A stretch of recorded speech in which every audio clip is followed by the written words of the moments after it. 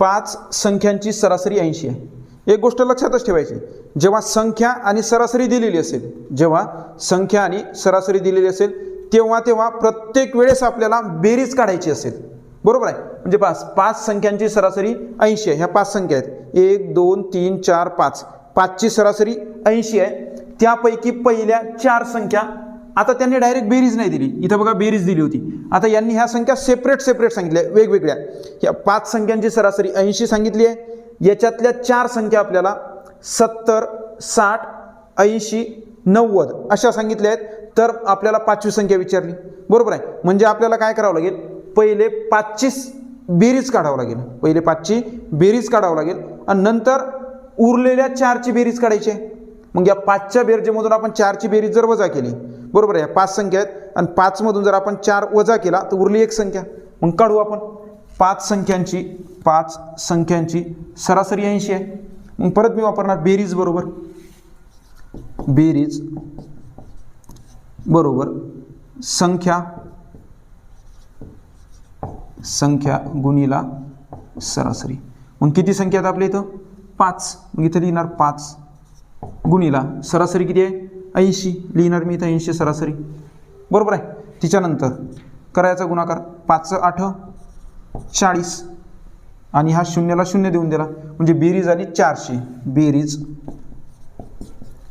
बरोबर आली 400. किती संख्यांची बेरीज आहे, 5ची. ठीक आहे. तिच्यानंतर पहा अनुक्रमे, तिच्यानंतर पहिल्या 4 संख्या अनुक्रमे. म्हणजे आता जर मी याच्या आधी जर पाहिलं असतं 5 संख्यांची सरासरी 80 होती, 80 आणि त्याची बेरीज किती भरली मला, 400. म्हणजे 1 2 3 4 5 ह्या 5 जरी मिळवल्या तेव्हा बेरीज भरते 80. आता या 5 मधल्या एक 70 आहे, एक 90 आहे, एक 80 आहे आणि एक परत 90 आहे, सॉरी एक 70 आहे, 60 आहे, 80 आहे आणि 90 आहे. म्हणजे मी काय करू शकतो, या 4ला कलेक्ट करणार, 4 जर वजा केल्या तर परत मला एक संख्या भेटेल.